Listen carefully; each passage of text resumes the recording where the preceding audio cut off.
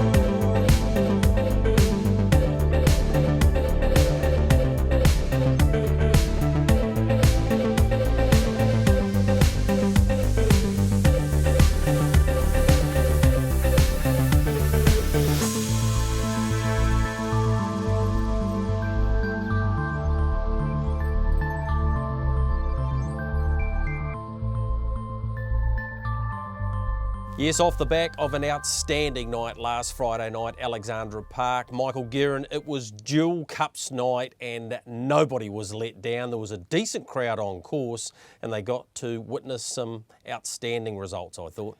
Hi Greg, it was the finale we all wanted, wasn't it? The grand finale to what's been a very long, very busy and a very new autumn for all of us. So to all of our viewers watching here and in Australia, thank you for joining us for so many of those shows. No surprises in the Cup, Greg, the Pacing Cup, the Trillion Trust Cup. We're going to see that very shortly because Natalie Rasmussen, we never should have been worried at the top of the straight. We knew what was going to happen next. But the Trotting Cup, Gregory, the Rowe Cup, has really set things alight for the second half of this season. These horses will go to the paddock now, Gregory, with at least some doubt in the minds of punters, some doubt in the minds of trainers about who is the clear top dog and just how dominant Sunday Sun is. And that's going to make the second half of 2022, Greg, and the early part of 2023 that much more exciting. And Greg, our Australian friends might be watching and thinking, hey, that Sunday Sun's beatable now. They're not going to come over here and just steal the Inter-Dominion. It's going to be so much fun to watch all that unfold. Yeah, it definitely is. We'll get through all the features from last Friday night. Importantly, hear from Gary Woodham in the middle section of our program and then have a look forward to this Sunday, which is an exceptional card there at Ashburton. So plenty for you ahead. We thought we'd start things off with the Reharvest Rowe Cup. Yes, the battle between Bolt for Brilliance and Sunday Sun. They're a lap out here, Michael, and the key to the race was Tony Herlihy stepping Bolt for Brilliance to the lead in front of Sunday Sun, and then the lead was never there for the superstar trotter. Look, and that's not unusual. Bolt for Brilliance has been in front of Sunday Sun on several occasions. It's been roundabout sort of, 6 times 3 each type thing, because Bolt for Brilliance has beaten him before over 2,600 metres. This is when punters started to worry, because Sunday Sun wasn't doing things on his own terms here. He wasn't up eyeballing Bolt for Brilliance, and Bolt for Brilliance was going really well. And you could tell very quickly that Sunday Sun was about to struggle. Did Sunday Sun underperform? Yes. Is this a new high for Bolt for Brilliance? Well, they'll come down the straight with Aaron White, and we'll let you be the judges of that. Temporale for the HR Fiskin passing lane, then Midnight Dash and Five Wise Men. Bolt for Brilliance, top of the lane by 2.5, Sunday Sun. Temporale further back in the field, then to Five Wise Men and Midnight Dash. Bolt for Brilliance, Hurley by 4 from Sunday Sun. Temporale, Bolt for Brilliance, the pride of the North. He gets his Row Cup tonight. Bolt for Brilliance by a half a dozen. I'd say Temporale for second, just in front of Sunday Sun. That's going to be a big thrill. Yeah, terrific thrill, and running the Cornella too was terrific with old Temporale, so that was phenomenal, and it was a great run. Tony, did you go out there with a specific plan to try and stay in front of Sunday Sun? Because ultimately that's the only way you've beaten him in the past. Yeah, well, I didn't really have a set plan, and it depends on how hard Sunday Sun was going to come at me, and we obviously ran the last 3/4 of the mile solidly, but he felt great in front, and he never felt like he wanted to hand it up himself, the horse, so I was happy to go with him. Half a dozen of these Row Cups in the bank now, and yeah, a lot of satisfaction these days, more so because of the training side of the business. Yeah, and owning a share in them too, Greg. An awesome night. Congratulations. Yeah, thanks very much, Greg. And all the highs you've had in the sport, that might just about be up there. Oh, mate, I've never yelled so much in all my born days. I stood with Doug Donaldson, and yeah, him and I are good mates and that, and yeah, we were both yelling and screaming. I think half of my beer went over the balcony. He's just a remarkable old horse, Temporale. To have won this race, 5 years ago, and then run second behind another really good horse in Bolt for Brilliance, and get past Sunday Sun. Getting past Sunday Sun was something, and running second, old fella, he just stuck his head out and tried, and I think he ran third in it last year. Yeah. He's just a sensational horse. Yeah, amazing. It's going to be a hard day when you don't bring him to Alexandra Park and take him to the races. Yeah, it is, mate.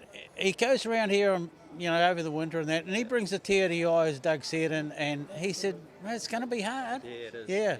Well, congratulations to you and Michelle and the whole team behind it, because I know it's a team effort. It is a team effort, and a big thank you goes to Tony. Yeah. And that's why he's such a great horseman. Sending him out to the beach, he knew something wasn't right, a couple of seasons ago, and yeah, all credit goes to him as well, mate. And that other Tony, Cameron, he's doing a reasonable job. Yeah, I've known Weenie since he was 4 years old, and a top bloke, and he's done a fabulous job. Yeah. Well, that was a tricky race for you. Yeah, it was actually. I sort of got off on the wrong foot from the get-go, and Tony got in front of me, and it was we were sort of going. We went our last mile quite quick. My fella tried right at the line, but can't take away from the winner. He deserved it, and he's too good on the night. Yeah. Look, he's had a big season, your fella, and he's going to get beaten at some stage in a big race like that, and it just happened to beat him. Oh, definitely. Every horse gets, they'll get beaten. He still tried, and like you say, haven't been tonight, but we've still got to hold our head high. Like, the horse has done an amazing job. It's been a great ride, and he'll bounce back. Broke the record by about 2.5 seconds, formerly held by Stent. Few things to come out of that, Michael Guerin. 1, Tony Hurley likes money. 2, Bernie Hackett losing a beer, or a decent part of his beer, probably not ideal, but that's almost like winning another Row Cup for them with Temporale. And John Dunn very gracious, and in fact felt that Bolt for Brilliance deserved to get one of those big races, because he's been chasing Sunday Sun's tail for the last couple of years. He does, and Tony Hurley, he can buy Bernie Hackett another beer, so yes, that'll he can. work out well for everybody involved. Just on Bolt for Brilliance, clearly a career highlight. That's his best performance by quite some margin, and he's always been a very good horse, but he's always been a touch on the weak side, not through any mental weakness or not being physically big enough and strong enough, but just the others were so good. And I think Greg, he's now matured into himself, and I think this really tough, hard autumn has helped him. And they gave him a summer campaign where they could have gone to Australia. It would have been really easy to go to Australia. They gave him a campaign which gave him his confidence back, and I think he's developed into the horse who we hoped he's going to develop into. Tony drove him a treat. Second horse, Temporale, we know is an old marvel, and that leads us to the third horse, Sunday Sun. Now, Sunday Sun getting beaten by Bolt for Brilliance running that time is not a disaster for him, but he's gone a lot quicker. Clearly he wasn't at his best. He's tired, Greg. And he's not the only horse or the only person in harness racing tired at the moment. The reason we know he's tired is he finished a long way behind him. You look at his gait in the home straight, he's wobbling his head to side to side. He's out on his feet, and only his braveness has kept him going. 2 years ago in that situation, Greg, he gallops, no doubts. Yep. But he hasn't been able to get past Temporale. So forget Bolt for Brilliance, he's in a league of his own on this night. Temporale effectively is in the trail, and Sunday Sun's outside him, and Sunday Sun hasn't beaten him home. Yep. Now, over 2 miles, every day of the week that happens. Yep. So Sunday Sun is tired. It happens to all horses. The toughest times to back any horse is the first start and the last start of any campaign. Yep. It's when they're most vulnerable. But what it's done, Greg, is set things alight. Beautifully. Muscle Mountain, Bolt for Brilliance, occasionally a Temporale, or someone's going to stick their nose in there and make things interesting against Sunday Sun. Potential they go to the Inter-Dominions. I think Tony's really keen. I would say he's more likely to go than the Sunday Sun team because he doesn't need a beach to train on. But it means when we look to the Dominion, which I don't think Tony will go to, I think he'll be allowed to miss the Dominion. When we talk about those races and Inter-Dominions and Great Southern Stars, we have a real conversation, Greg, rather than the conversation for the last 2 years mainly has been if Sunday Suns turns up, he'll win, and the rest of them that won't go if he goes. Greg, they can all go now. We have a great crop of horses, and it just got that much tighter at the top. And let's not forget Muscle Mountain. He is a wonderful horse. Gee, I'm looking forward to the second half of 2022 and early 23 with these horses, Greg. Yeah, and of course it's changed the market for the Renwick Farms Dominion, so let's have a look at that. $1.90 now. I think he was about $1.60 before the Reharvest Road Cup. And just on Renwick Farms, they've confirmed their sponsorship of the Dominion for the next 2 years. Bolt for Brilliance now $2.70, Muscle Mountain $6. Mataderos at 11s, and then you get out to the likes of Five Wise Men, who wasn't disgraced again. Either was Midnight Dash. Five Wise Men at about $51. I'm absolutely certain Bolt for Brilliance won't be there. Yep. I know it's a long way away and a lot can happen, and I'm not telling anybody to take $1.90, but if you're taking Penrith to win the NRL and you want to spice it up a little bit for November, I don't think Bolt for Brilliance will be there, and I don't think Muscle Mountain's a natural 2 mile horse. So for what it's worth, the $1.90, if you're looking at 40% of the market being around Bolt for Brilliance, it might very quickly become $1.70. Tony hasn't confirmed that, and things could change. I think he'll miss that. I think he'll stay in the north. I think he'll get ready for the Inter-Dominions, and then he might stay on for a bit longer in Victoria. But that's only what I think will happen. Well, he's had a very busy back end of this campaign. 9 starts since the 1st of January. He's just done a great job winning half a dozen of those. Let's move on to the Trillion Trust Auckland Cup and take in this finish. Self-assured in the trail behind South Coast Arden, who's underperformed again. Cranbourne to his outside. Spankham, who looked the winner at this point, and AG's White Sox and Kango wider out. Here's Aaron White and everything post-race. Spankham, self-assured and Spankham, self-assured. He's a dual Auckland Cup winner. What a marvel he is too. Gets away by 4 on the line over Spankham. Kango, brilliant run for third. 1 for 1 on race night now, eh? Yeah, Greg, but he's just a little pleasure to drive, you know. He's just one of those push-button guys. He's got, you know, manners, speed, strength, so it's pretty hard to stuff it up. Yeah. Look, you allowed Brent Mangos to go forward and take the lead on South Coast Arden. I suppose it was the right thing to do. How well you know that horse? Yeah, that's right. Probably, you know, I was a little bit worried at about the 300. I was like, ooh, this isn't good, because he was just bolting. But, you know, in credit to the little horse, though, but I knew he does have enough speed that even if the others got to fly out wide, he's still got enough speed to pick him up. And I'd had such a beautiful economical trip, you know, I knew he'd have plenty there. It's been a massive campaign for this horse, and Mark and Hayden both take the credit, but Jimmy's a big part of him, isn't he? Oh, most definitely. You know, James does, he lives, eats and breathes the horse, you know, just gives the horse that much time and effort. Every little thing he notices, attention to detail is amazing. So I know, you know, we all get the credit as driver trainers and the rest of it, but, you know, it's really the behind the scene people that really deserve so much more credit than they get. And James is one of those guys. He's really stepped up on the trip up here. He stepped up and he organises everything, and he's just done a fantastic job. We're really, really proud of him. Well, he's gone very good again. Yeah, he has. He's gone terrific. You know, he's put himself on the race at the 600 there and worked up around a few of them and stuck to his guns all the way down the line. The other horses are very good horses. We know a great horse, and he got the trip. Natalie drove him brilliantly and got the trip there, and and he got the money. Well, you've had some fun moments in the last couple of months. Yeah, I have, and then I've got to put up with him behind me being silly. Yeah, we have. It's been super run last week and just fantastic tonight. Just, to run third to those two horses is a real thrill. Yeah, look, he was slightly slow away, but it might have actually played into his hands. It might have. I think if he'd stepped and led, then we might have ended up a little bit further back on the fence than we wanted to be. So, look, hey, he found the line really well tonight, and I was right with him. All right, so he deserves a break, and you can set him for another campaign, because that New Zealand Cup week almost made him into a racehorse, didn't it? He turned up a man. He did, yeah. He went down there a little boy, and he came back here a man. So, and he had another trip down there in between. So, and that's done them well to good as well. So, yep, he paddock now, and looking forward to getting him back. He's got another cracking race. He has actually. The main thing was he stepped away and he's part of the race, and he tried really hard, but just probably a wee bit down on the last ones previous. He's had a great campaign coming back from a very lengthy spell, so just might need to freshen up again. But like I say, he did try, so hats off to the horse. Yeah, some pretty nice comments there, Michael, from Natalie Rasmussen about James Stephens, who spends so much time with Self Assured. A massive campaign for him. He picked up a heck of a lot of money through the race and then obviously into the Auckland Cup.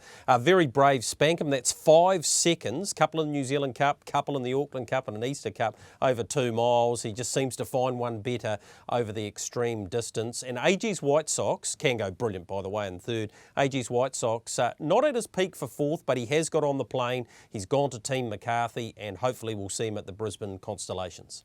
Yeah, I hope so too. I think he's really well suited to Australian racing, actually better suited to Australian racing than New Zealand racing. So Belinda and Luke McCarthy have a team of 12 already in Queensland. He'll go up and join them. It's not an imposing bunch of open class horses over there, so he'll be a factor with a good draw. Can go on thrilled for Anna and their team. It's a breath of fresh air, this new young female trainer coming into the industry and now being a participant at the top level. So that's great. No pot on the Cranbournes of the world or any of those horses, because, Greg, a lot of horses are getting tired. And it's just so hard to be in the running line over 2 miles. The winner comes from the trail there, and the winner of the Road Cup comes from in front. The two big guns. Spankham's a wonderful horse, not dissimilar to Temporale, better horse than Temporale, but Temporale's biggest win was 5 years ago and Spankham's was 4.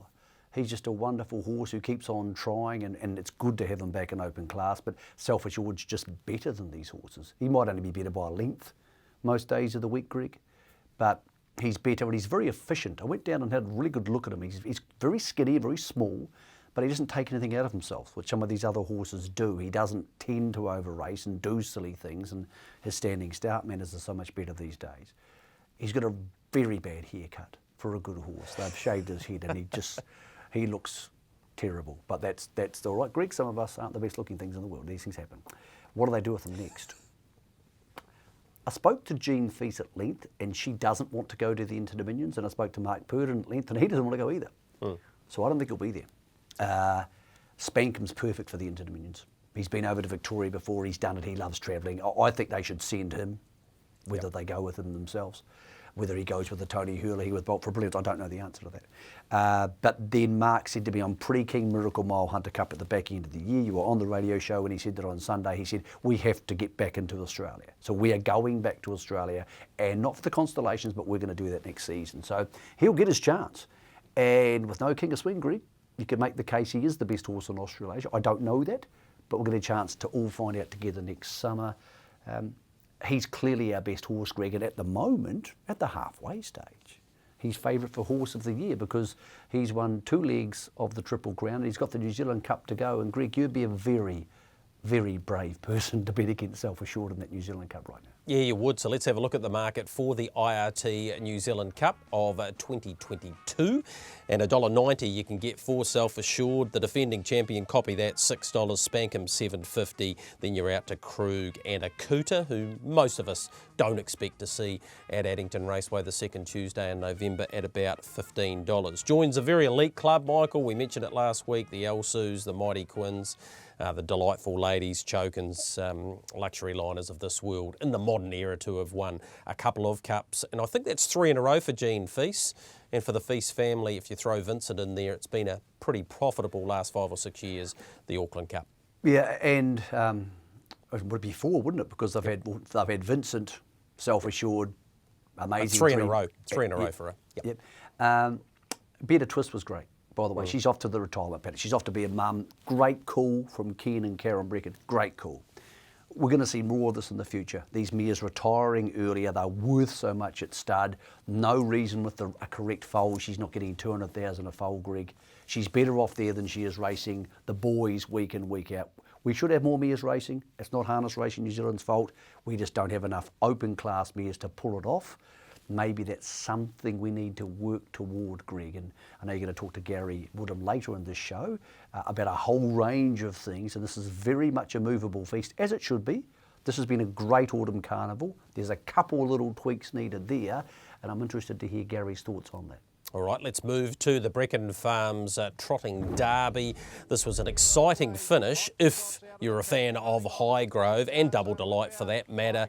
He was quite brilliant here, dashed away, provided part owner Alan Newman with his first Group 1 victory. You're going to hear more about that from him, but this was the dominance of the Duns and this 3-year-old trotting star in Highgrove. But Highgrove, the super talented 3-year-old, gets the Northern Trotting Derby over Double Delight. Hot to trot up for third, then Wi-Fi. Going to take a wee while to wipe that smile off your face? No, sure. That was one of the biggest thrills I've ever had in this racing game.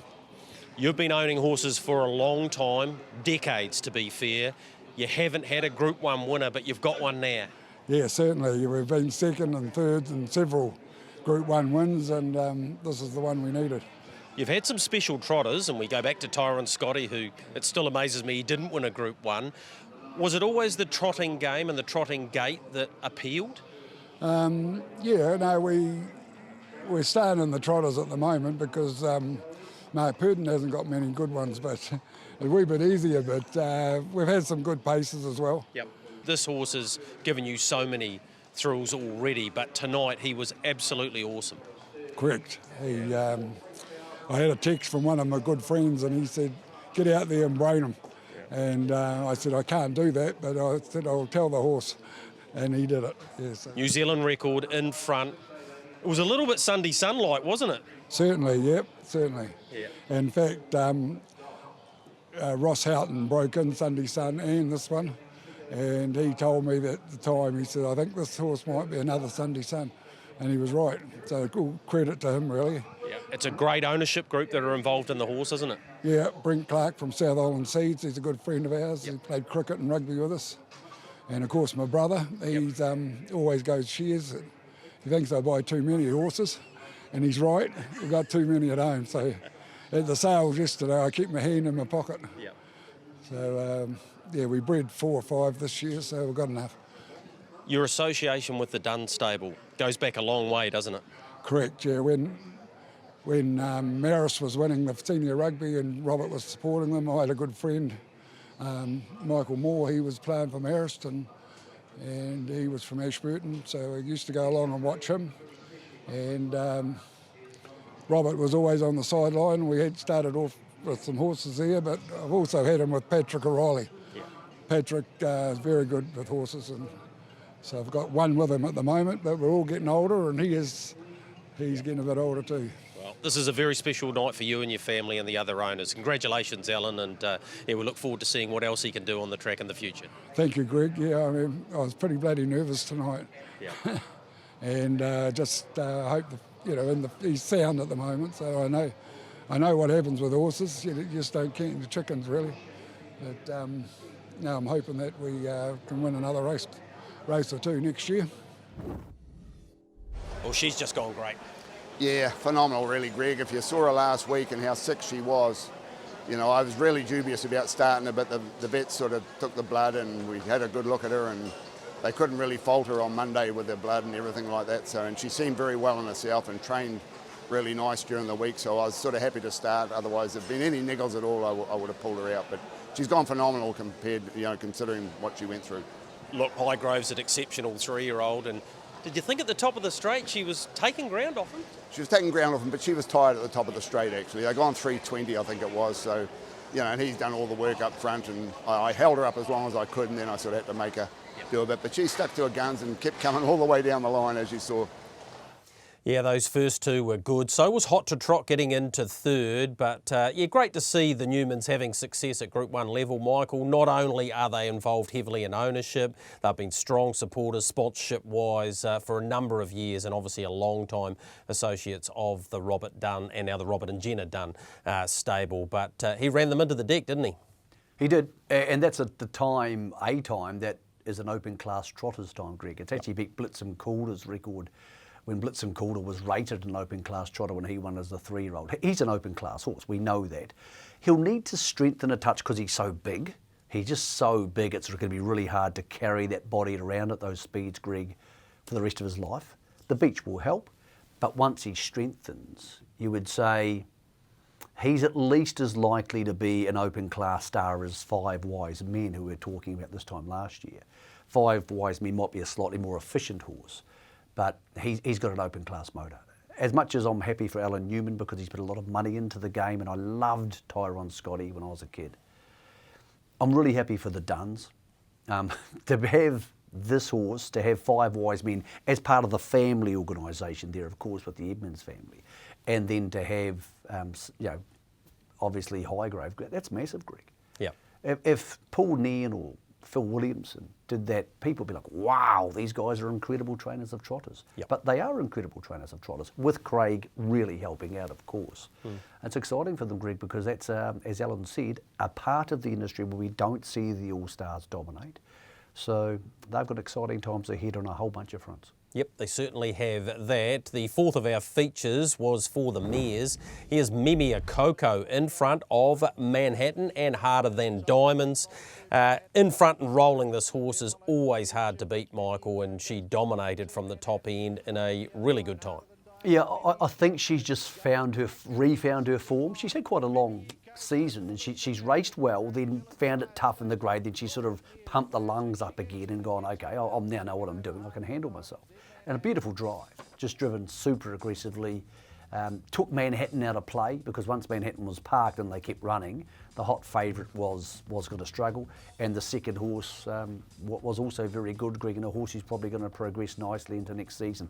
I would suggest both these mares will be in our open class features later in the season, which will now be shorn of Better Twist. So, there's some room to move there, Greg. Yes, True Fantasy's a wonderful horse, but we've lost Better Twist and we've lost Amazing Dream. So there's room here for a good mare, I'm not sure who, to turn up and do some good things, because a horse like the Honey Queen's gone to Australia. So really interesting to see how this all pans out at the back end of the year. All right, that wraps up what was a terrific night at Alexandra Park. Congratulations to the Auckland Trotting Club on a great carnival. It coincided, of course, with the race, and overall I thought it was nothing short of outstanding. We're about to go to our first break. On the other side, we'll hear from the boss. Gary Woodham sits down and we talk all things harness racing. As we go to that break, here's a highlight for the Hill family. Yes, Max Hill doing the business driving for his dad. The first time they have combined. This is Mongolian Machete getting up the passing lane and winning at the far lap. Mongolian Marchetti went to and went on by Backburn. Violet Knights rocketing home wider out, but it's Max Hill and Benny Hill with Mongolian Marchetti. Mongolian Marchetti beat home.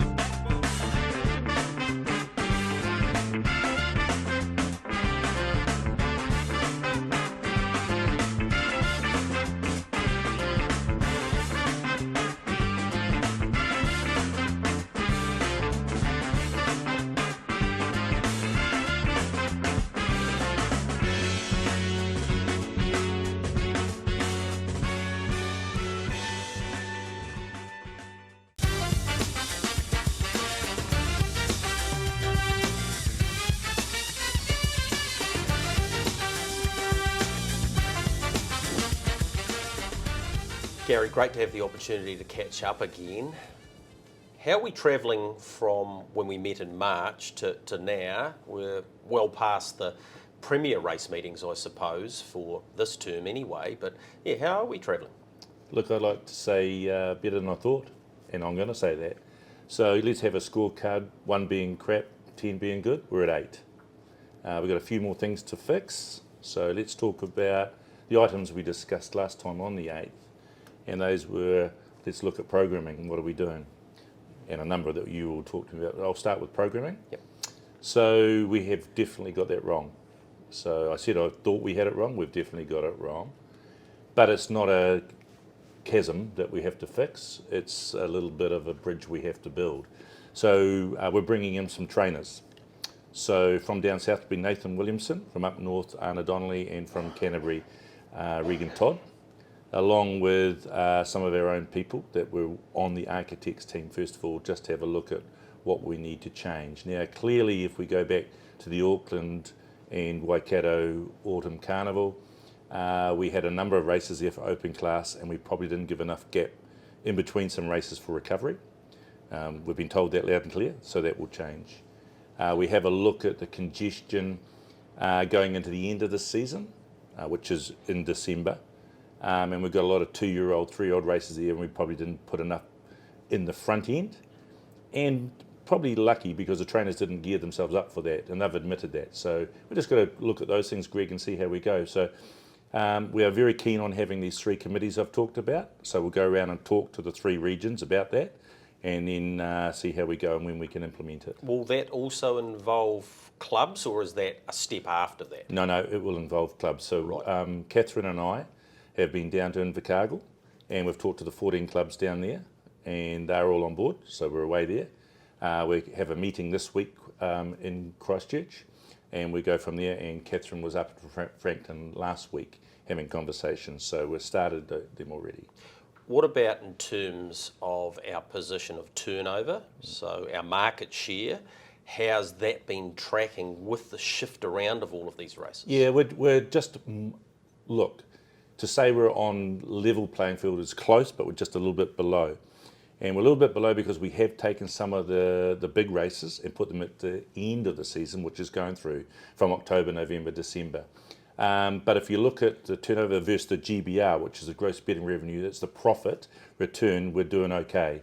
So those days that we missed on a turnover, like in Addington, a couple of the big nights here that would have had the derby, we missed on that, but the turnover was down, but the GBR was up. So last year we got like a 6% GBR on a $1.5 million turnover. We do a $1.2 million turnover, but we get a 20% GBR. So we actually make more money, and we still got the derby to come at the end of the year. So it's ups and downs. The best time for us to qualify that will be next February, when we've done a full year, and you and I will sit here and we'll look at the full stats, but slightly down, but nothing that I'm worried about at all. You've also got your own statistician now working for Yeah, you, Ollie. Yeah. So Ollie's doing a lot of work. So we had a board meeting last week, and the board has asked for a 6-month review. We did a 3-month review, and we've come up doing a 6-month review. We'll have some independent people on that, not just HRNZ, and so we've got to work those through over the next week, who they will be. And Ollie will be a huge contributor to that, because factual, statistical stuff is the way we're going to make our decisions. We've had some increases in stakes, and I look at races like the Trillion Trust Auckland Cup, 250 to 400, a race like the Kindergarten Stakes, 25 to 50,000. Are these stake levels sustainable the way we're travelling currently? Good question. Currently, yes. Are they the right thing to do? Needs to be reviewed. So if we look at Kindergarten Stakes, as you say, it's an increase. We still run it on a Thursday, because that's the date we were given from last dates. If you're going to put that much money up, you need to have it on a better day. So we need to go and review if we think that's the right thing, because we've still only got the same amount of horses in, and we didn't get enough, as far as I was concerned, from Canterbury or other parts of New Zealand going down. But once again, it's a Thursday. So that date was given to us. Change the dates, trial it again, and see how we go. That could be year 3 before we make the final decision on it. There's a number of days like that. The other one's going to be your sapling stakes. Is that going to be the right day? Should we bring it forward? Easter Cup, we can't have it on a Friday and a Monday. So that Easter, should it be the week before or the week? We want to come and talk to Addington and the other clubs and see if we run them on different days, would we get a better return? And Ollie's work will help us. One of the discussion points we had from our last chat was around the architects getting back together and reviewing, and I suppose as a result of that, or actually it happened before that, the Ratto series of races. Yeah. So they were run on an Easter Saturday. Now, from an outsider looking in, you go, why would you run it on Easter Saturday? Why would you pay over $300,000 in stakes when, first of all, you can't get any Aussie turnover? How does that play out? So I wanted to ask you about that. Yeah, so the Easter Saturday is set. It was already given to us on that day. We wanted to bring the Ratto in straight away to show the owners and trainers were making some bold decisions. And it wasn't making a lot of money with the open class horses, I can tell you that now. So we wanted to try something. If I had my choice, but I'll let Eddington make that decision, it wouldn't be on that day. It would be the week before or the week after, and then try it on a Friday night. But government won't allow us to have racing on a Friday. I'd love it if they would. And we can't have it on the Monday, and Sunday's not the right day for it. So, maybe a day meeting might be... How was it received? Look, honestly, I can't believe the amount of enthusiasm over it. I got a lot of race meetings, and if there's one thing that I believe that we've done right, it's the Ratto. People have come to that I don't even know. May only have 1 or 2 horses in training, and I don't know them that well, but have come and thanked me and shook my hand, say thanks for doing this because you've given our horses a chance. We're running for money we never thought we could, and by the way, we're not selling these if you're going to continue to do this. That was one of our KPIs, stop the sale of our bloodstock. And I think we've got there. Can we do better? Yep. We're trialling a winter one, see how that goes. We've got an autumn one just finished, trialling a winter one, and then we're going to do a spring one. And that will give us the full 12 months and see how they go. You mentioned KPIs before. When we sat down to work out this new age group racing calendar, in fact the entire racing calendar for feature racing, what were the KPIs, and were they based on horse numbers, turnover? Were they all part of it? Can you explain that to me? Yep, they were all part of it. So first of all, how many horses are we keeping in the country? So what was the turnaround of not selling and then keeping them here racing? So what was that compared to the last 3 years? Not just last year, because COVID has had an abnormal... It stifled it. Yep. Yeah, it did. The next part was how often a horse is racing, because average they're about 9 times racing. If we can get up to 10 or 11 or 12, that gives us the whole of the horses haven't been bred. And a number of those horses are racing around 13 and 14 now, not 9. The next one is, of course, the turnover, but more than that, the GBR, because we had that discussion about how we get paid and how's that's going. So all of those numbers come into it. They were the main elements. And the next part was making sure that we're giving a road for every horse, that they have a program that they can program to, so that they're not waiting 3 months for another race or 2 months for another race. And I said before, we haven't got it perfect at the open class, but I think we've done pretty well with any horse from 35 to 60 rating. I think we've done pretty well on that so far. There's been something of every week that they could have planned to, and not holes in the programs. Yeah, a good example of the free-for-all horse is Self-Assured. I think he had 14 or 15 starts in that period from the 1st of October when he lined up to the end of May. There's been some challenges around that with the whip rule and a number of drivers getting repeatedly charged with that. How do you think that's travelling? Look, I think we've got a bit of work to do on that whip rule. I'm very disappointed that people, when they've put the whip up as they come into the line, that we've is this when it's a milestone type? Yeah, 200, 400. We know what we're talking about here.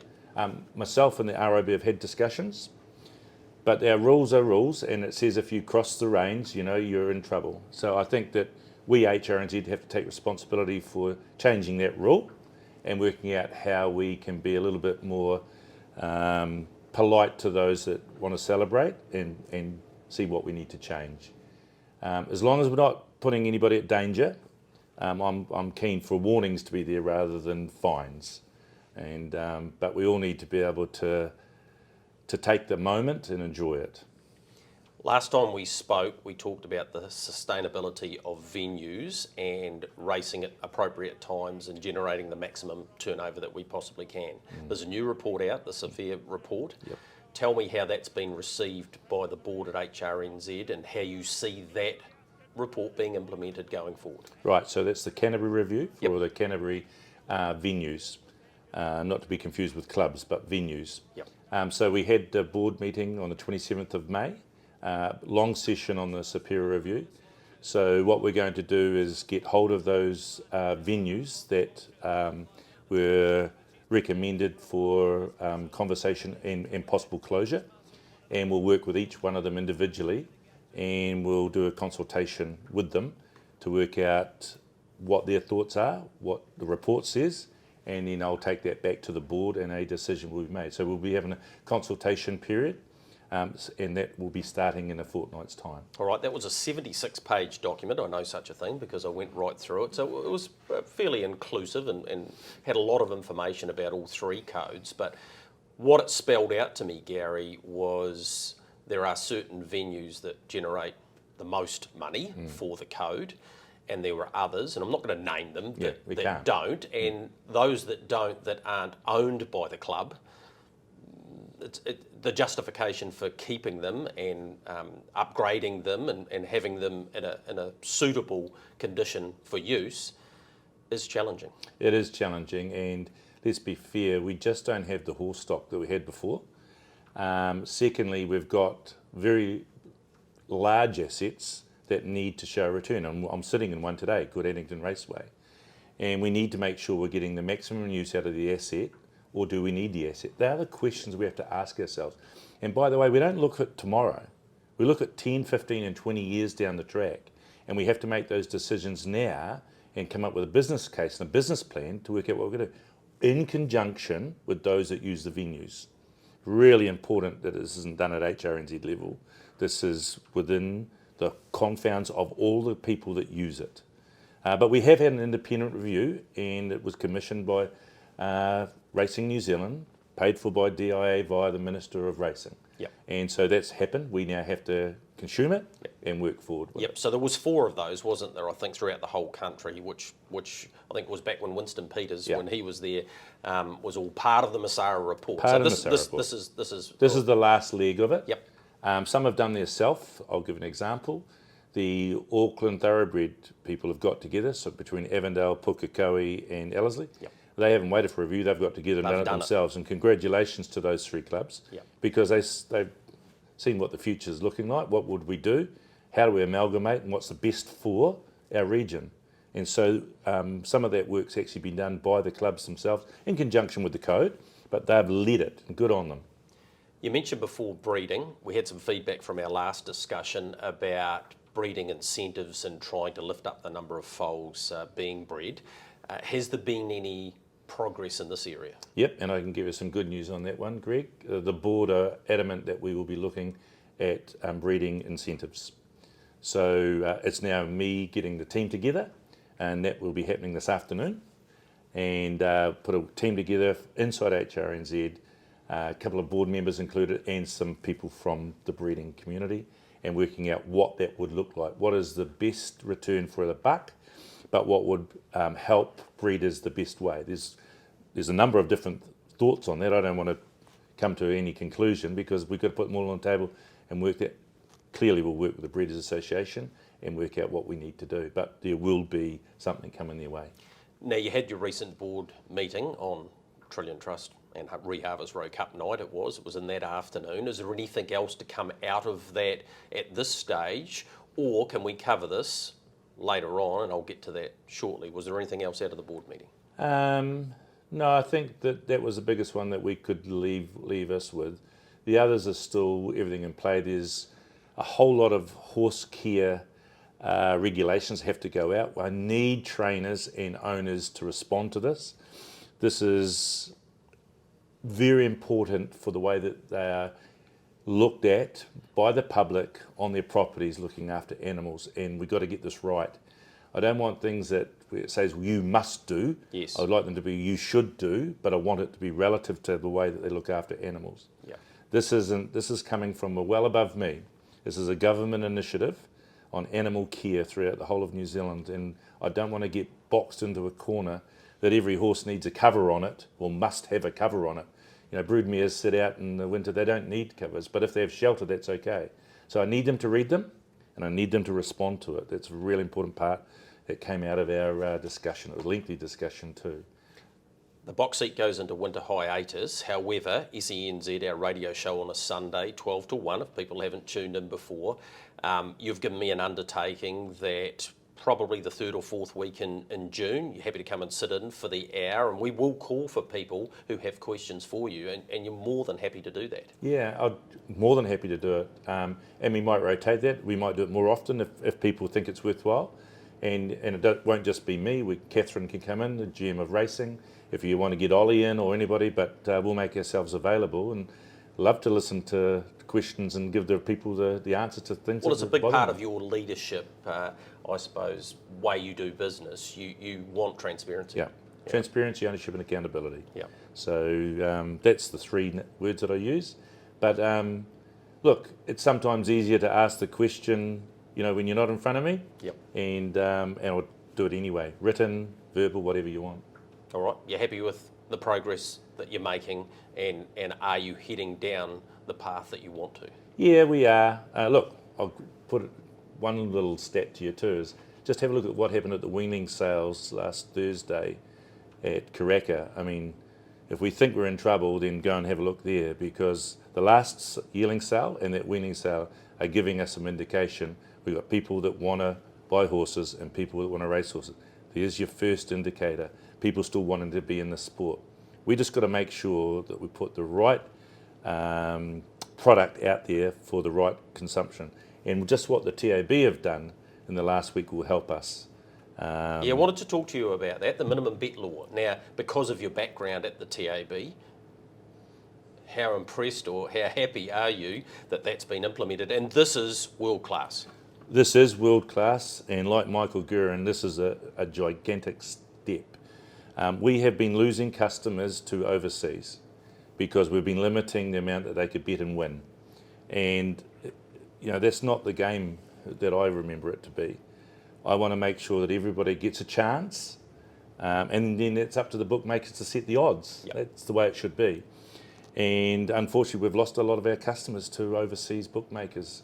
And while we get some money for that, it's at a hell of a lot lower percentage than we do if it's going through the New Zealand TAB. So well done to the new leadership at the TAB. It was one of my 3 things that I wanted to see happen. I didn't know it was going to happen so quick. So to Mike, Todd and his team, thank you very much from our sport. It will make a difference. Yeah, just to explain it to people out there that don't understand. So the minimum that they can take a bet for you is up to $2,000 profit. So if it's $500 at $5 that's what's come into play. Yeah, and secondly, when the TAB go, right, they readjust it, you can have another ping at it. Yeah. And so good on them. And keeping the money in New Zealand is essential. Yeah. The other nice bit of positive news that I've received out in the field is you guys putting up the turnovers and the transparency around that so people can understand where the money's coming from. Yeah, but what we have to do, and we've got to be really careful when we start playing with figures like that and people start comparing to last year, because there's a lot of variance. Yep. The day it was run, the amount of races they run on a card, the amount of horses that actually raced around, they're all ingredients to come out with the final number. And if you just compare a bottom line number to a bottom line number, you're doing injustice to the numbers. Yeah, so it's important to... Really, and that's why we've got Ollie there, so we can tell the right story and you can have the right comparisons.